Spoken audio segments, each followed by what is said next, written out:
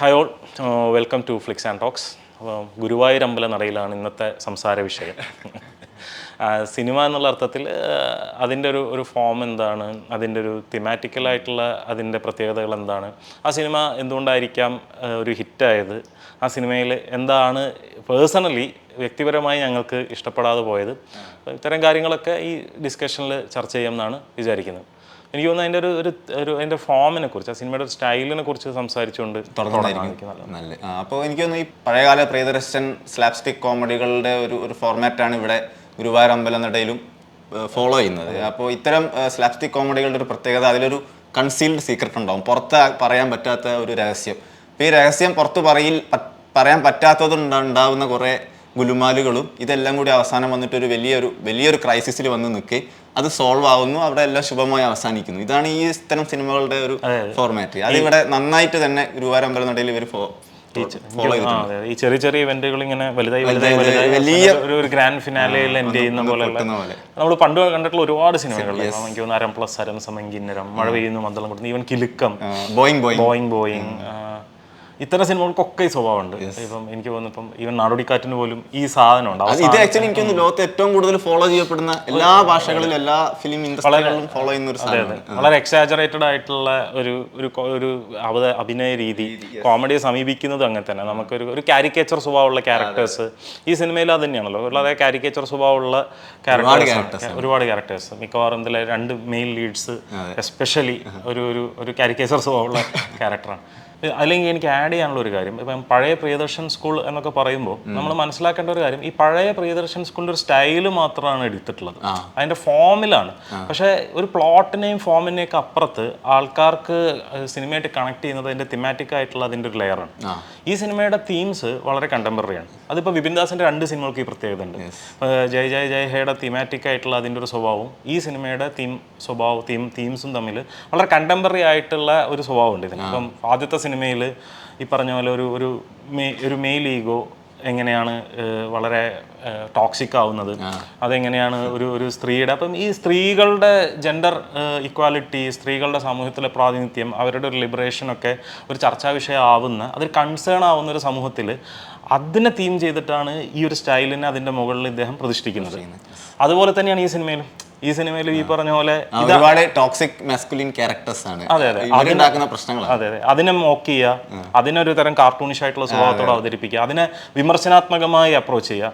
കാരണം ഇവർ 2 പേരും ഒരു തരത്തിൽ ഫോർഗീവ്നെസ് ചോദിക്കുന്നത്, അല്ലെങ്കിൽ ക്ഷമ ചോദിക്കുന്നിടത്താണ് ഈ സിനിമ അവസാനിക്കുന്നത്. പണ്ടത്തെ സിനിമകളിൽ അങ്ങനെ അല്ലല്ലോ ബേസിക്കലി. അപ്പം ഇത് വളരെ കണ്ടംപററി ആയിട്ടുള്ള ഒരു തീമാണ്, ഒരു കണ്ടംപററി ആയിട്ടുള്ള ഒരു പൊളിറ്റിക്സിൻ്റെ, നമ്മുടെ ആളുകളുടെ ഒരു ചിന്താഗതിയുടെയൊക്കെ ഒരു റിഫ്ലക്ഷൻ ഇത് തീമുകളിലുണ്ട്. അല്ലെങ്കിൽ അത്തരത്തിലുള്ള, അപ്പോൾ തിമാറ്റിക്കലി സ്റ്റൈൽ നമ്മൾ പഴയതാണെന്ന് പറയുമ്പോഴും ഇതിൻ്റെ തീം വളരെ കണ്ടംപററി ആണെന്നുള്ളതുകൊണ്ടും കൂടിയാണ് ഈ സിനിമകൾ 2ഉം ആക്സെപ്റ്റ് ചെയ്യപ്പെടുന്നത്. അല്ലെങ്കിൽ ഇപ്പോൾ പ്രിയദർശൻ ഇത്തരം സ്കൂളുകളെ ബ്ലൈൻഡായിട്ട് ഫോളോ ചെയ്തിട്ട് വന്നിട്ടുള്ള പല കോമഡികളും, ഈവൻ ദിലീപിൻ്റെയൊക്കെ ചില സിനിമകളൊക്കെ ഉൾപ്പെടെ ഫ്ലോപ്പ് ചെയ്യുന്നത് തിമാറ്റിക്കലി അത് കണ്ടംപററി അല്ലാത്തതുകൊണ്ടാണ്. ഈ 2 സിനിമകളും സ്റ്റൈലിസ്റ്റിക്കലി നമുക്ക്, അല്ലെങ്കിൽ ഫോം വൈസ് നമുക്ക് കുറച്ച് പഴയ സ്കൂളാണെന്നൊക്കെ തോന്നുകയാണെങ്കിലും ഇത് വളരെ കണ്ടംപററി ആയിട്ട് നിൽക്കുന്നത് എനിക്ക് തോന്നുന്നു ഇതിൻ്റെ അല്ലേ. മാത്രമല്ല സിനിമയിൽ അത് വളരെ കൃത്യമായിട്ട് എല്ലാ ഇടങ്ങളിലും തന്നെ ഈ സ്ത്രീ എന്ന് പറയുന്നത് ആ മൊത്തം ഡ്രാമേൻ്റെ അകത്ത് വളരെയധികം എഫക്റ്റഡ് ആണ്. അവരാണ് അതിൽ ഏറ്റവും ഒരു വലിയ വിക്ടിമായിട്ട് എപ്പോഴും നിലനിൽക്കുന്നത്. അത് പലപ്പോഴും അത് വളരെ കൃത്യമായി തന്നെ സിനിമയിൽ കാണിക്കുന്നുണ്ട്. മാത്രമല്ല ഇവർ പറയുന്നത് കേൾക്കാൻ ഒട്ടും തന്നെ ഈ മെയിൽ ക്യാരക്ടേഴ്സ് റെഡി ആവുന്നില്ല, ഒരു സ്ഥലങ്ങളിലും അവർ റെഡി ആവുന്നില്ല. അതുണ്ടാക്കുന്ന കോംപ്ലിക്കേഷൻസ് ആണ് പിന്നെ മുമ്പോട്ട് വന്നത്. ഒരു വിശദീകരണം നൽകാൻ എവിടെയും ഒരു സ്ത്രീക്ക് ഒരു അവസരം ഇവർ നൽകുന്നില്ല എന്നുള്ളതാണ്. അതെ.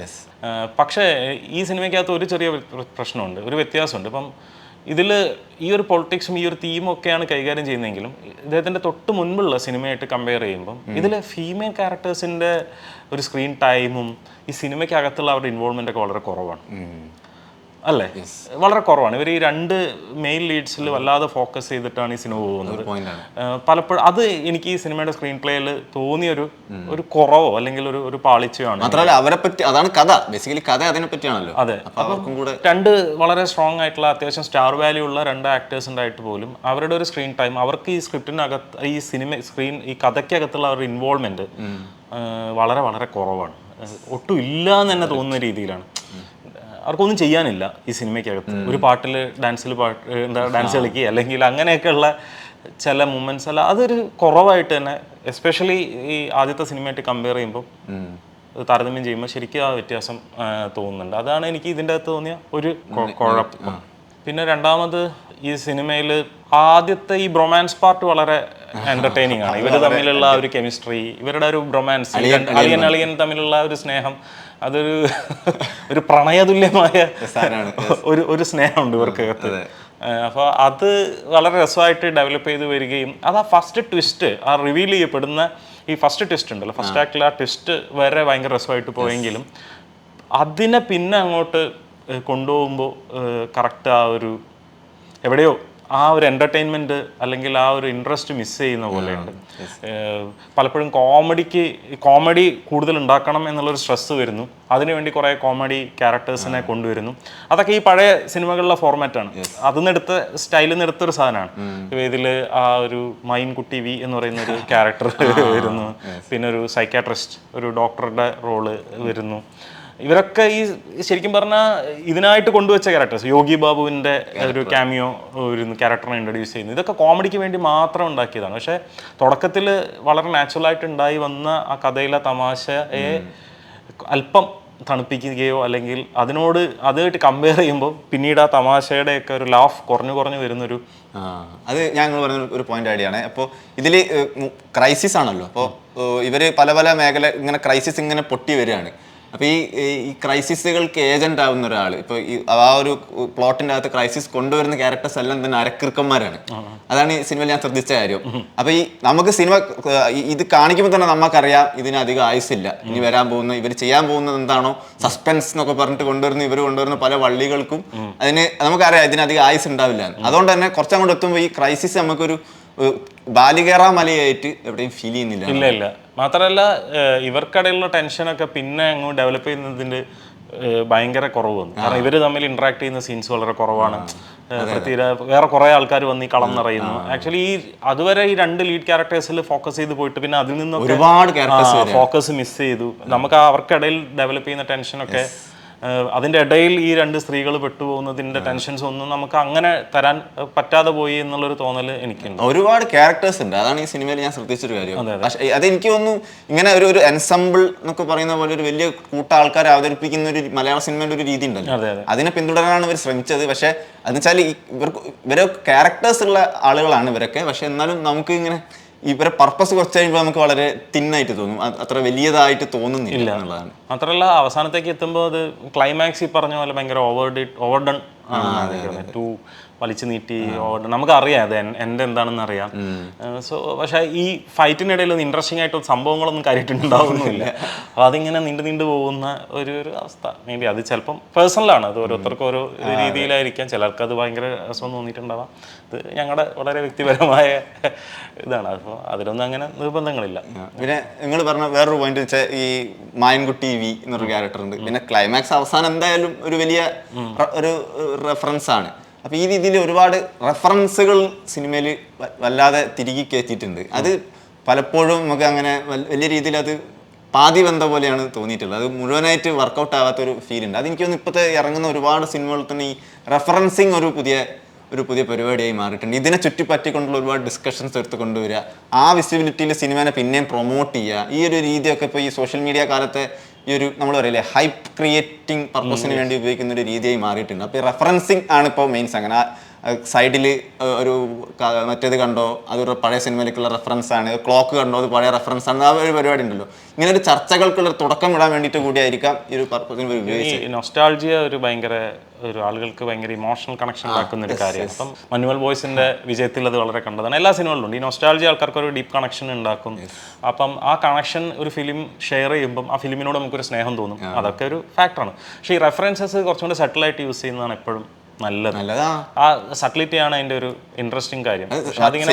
എക്സ്പീരിയൻസിനെ ഒന്നുകൂടെ നന്നാക്കുക എന്നുള്ളതാണല്ലോ ഇത്തരം കാര്യങ്ങൾ കൊണ്ട്. അത് ഭയങ്കര വളരെ ലൗഡ് ആവുമ്പോൾ നമുക്കതൊരു മാറി നിൽക്കുന്ന പോലെയോ അത് ഭയങ്കര ഫോഴ്സ്ഡ് ആവുന്ന പോലെയൊക്കെ തോന്നും. ഈ സിനിമയിൽ ഒരുപാട് റെഫറൻസ്, ഗോഡ് ഫാദർ, ഗൃഹപ്രവേശം, നന്ദനം, കുറേ സിനിമകളുടെ റെഫറൻസസ് ഉണ്ട്.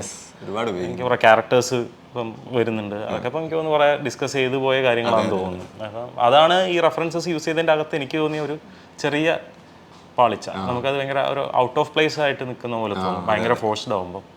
ഇപ്പോൾ ഫോർ എക്സാമ്പിൾ ഇപ്പോൾ പ്രേമലുവിൽ ചില റെഫറൻസസ് യൂസ് പക്ഷെ അത് വളരെ നൈസായിട്ട് ചെയ്യും. സാവരിയിലെ സീന് പ്രേമലുവിൽ ഇവൻ ടവലിട്ട് നിൽക്കുന്ന സീന്, അല്ലെങ്കിൽ ഹൃദയത്തിലെ കണ്ണിൽ നോക്കിയാൽ പ്രേമം കാണും.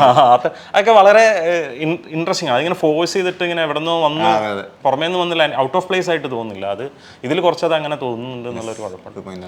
പിന്നെ ഇതിൽ എനിക്ക് തോന്നുന്നത് ഏറ്റവും കൂടുതൽ അപ്രീഷിയേറ്റ് ചെയ്യേണ്ട ഒരാൾ പൃഥ്വിരാജാണ്. കാരണം ഒരു സൂപ്പർ സ്റ്റാർ, അദ്ദേഹം തൻ്റെ അത്ര സ്റ്റാർ വാല്യൂ ഇല്ലാത്തൊരു ആക്ടറുമായിട്ട് ഈക്വലായിട്ടോ അല്ലെങ്കിൽ മറ്റേ ആൾക്ക് അതിൽ കൂടുതലോ തന്നെക്കാൾ കൂടുതലോ പ്രാധാന്യം കിട്ടുന്ന ഒരു സിനിമയിൽ ത്രൂ ഔട്ട് അഭിനയിക്കുന്നത് വളരെ വളരെ റെയറാണ്. എനിക്ക് തോന്നുന്നു അധികം ആരും മലയാള സിനിമയിൽ പോലും ആരും അങ്ങനെ ചെയ്ത് ഞാൻ കണ്ടിട്ടില്ല. ക്യാമിയോസ് എല്ലാവരും ചെയ്യും, അവർക്കൊരു പഞ്ച് കിട്ടുന്ന, അവരുടെ ഒരു സ്റ്റാർഡമിനെ യൂസ് ചെയ്യുന്ന തരത്തിലുള്ള ക്യാമിയോസ് എല്ലാവരും ചെയ്യും. പക്ഷെ പൊതുവിൽ പൃഥ്വിരാജിനെ പോലെ ഇപ്പോൾ അയ്യപ്പനും കോശിയിലും ബിജു മേനോന് അല്പം പ്രാധാന്യം കൂടുതലാണെന്ന് തോന്നുന്ന തരത്തിലുള്ള ഒരു റോളാണ് അയ്യപ്പനും കോശിയിലെയും പൃഥ്വിരാജിൻ്റെ റോൾ പ്ലേസ് ചെയ്തിരിക്കുന്നത്. നമുക്ക് അങ്ങനെ ഫീൽ ചെയ്യും. അത് പൃഥ്വിരാജ് ചെയ്യുന്നു. ഇപ്പം ബേസിൽ ആയിട്ട് ഈക്വൽ ഇമ്പോർട്ടൻ്റ് ആയിട്ടുള്ള റോളിൽ ബേസിലിനെ വെച്ചുകൊണ്ട് ഒരു സിനിമ ചെയ്യുന്നു. അത് വളരെ റെയറാണ് എനിക്ക് തോന്നുന്നത്. ഒരു സൂപ്പർ സ്റ്റാർ വാല്യൂ ഉള്ള ഒരു ആക്ടർ എനിക്ക് തോന്നുന്നു വേറൊരു ലാംഗ്വേജിൽ നമുക്ക് ഒരിക്കലും കാണാൻ പറ്റില്ല. മലയാളത്തിൽ പോലും അത് വളരെ റെയറാണെന്ന് തോന്നുന്നു. ഇപ്പം മമ്മൂട്ടി മോഹൻലാൽ പോലും ക്യാമിയോസിൻ്റെ അപ്പുറത്തോട്ട് ഇങ്ങനെ ഒരു റോള് ഇപ്പം ബിജു മേനോനാണെങ്കിലും ബേസിലാണെങ്കിലും പൃഥ്വിരാജിൻ്റെ സ്റ്റാർ വാല്യൂ ആയിട്ട് കമ്പയർ ചെയ്യുമ്പോൾ വളരെ സ്റ്റാർ വാല്യൂ കുറഞ്ഞ, കമ്പാരിറ്റീവ്ലി കുറഞ്ഞ ആൾക്കാരാണ് അല്ലേ. എനിക്ക് തോന്നുന്നു അത് ആരും ചെയ്യാറില്ല. അതെനിക്ക് തോന്നുന്നു അദ്ദേഹത്തിന് ഒരു സിനിമയോടോ അല്ലെങ്കിൽ അതിനോടുള്ള അദ്ദേഹത്തിൻ്റെ ഒരു കമ്മിറ്റ്മെൻറ്റിൻ്റെ ഇങ്ങനത്തെ ഒരു സിനിമ ഇങ്ങനെയാണ് വേണ്ടത്.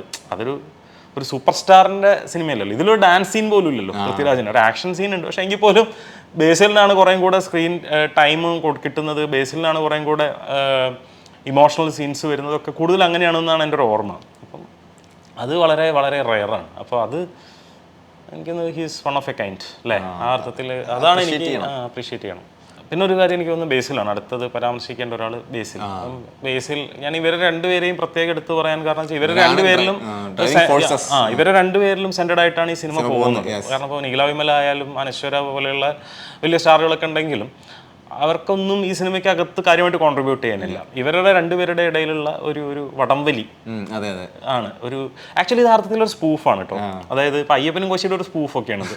അതായത് ഈ മെയിൽ ഈഗോസ് തമ്മിലുള്ള ഒരു ഡ്യുവലിന്റെ ഒരു സ്പൂഫും ഒരു ഫണ്ണി ടേക്ക് ഒക്കെയാണ് അല്ലേ. നന്നായിട്ട് കാരിക്കേച്ചർ ചെയ്തുകൊണ്ട് അതെ അതെ, അതിനെ കളിയാക്കുന്ന മോക്ക് ചെയ്യുന്ന ഒരു സാധനമാണത്. അപ്പം ബേസിലിൻ്റെ കാര്യത്തിൽ എനിക്ക് തോന്നിയിട്ടുള്ളത്, ബേസിൽ ഈ പറഞ്ഞ പോലെ മലയാളത്തിൽ ഇന്ന് വളരെ എന്താ പറയുക ജനങ്ങൾ ഇഷ്ടപ്പെടുന്ന ഒരു ആക്ടറാണ്. പക്ഷെ അദ്ദേഹം ആക്ടിങ്ങിനെ എനിക്ക് അറിഞ്ഞൂടാ. അദ്ദേഹത്തിൻ്റെ ഫസ്റ്റ് പ്രയോറിറ്റി ആക്ടിങ് ആണ്. കാരണം അദ്ദേഹം നല്ലൊരു സംവിധായകനാണ്. ആക്ടിങ് ആണെന്ന് അറിഞ്ഞൂടാ. എങ്കിൽ പോലും അദ്ദേഹത്തിൻ്റെ ആക്ടിങ് വന്ന് ഒരുപാട് ചോയ്സുകൾ, റോളുകളുടെ ക്യാരക്ടറുടെ സ്വഭാവങ്ങൾ, ആ ക്യാരക്ടറിൽ ഡിമാൻഡ് ചെയ്യുന്ന പെർഫോമൻസിൻ്റെ സ്വഭാവങ്ങളൊക്കെ വെച്ചിട്ട് ഒരു ആവർത്തനം അല്ലാതെ വരുന്നുണ്ട്.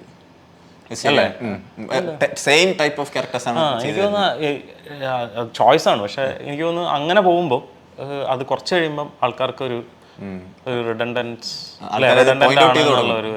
ആൾക്കാർക്ക് മടുത്തു തുടങ്ങും. ഓക്കെ, സംബഡി വിൽ റീപ്ലേസ് ചെയ്യും അത്തരം റോളുകൾക്ക് വേണ്ടിയിട്ട്.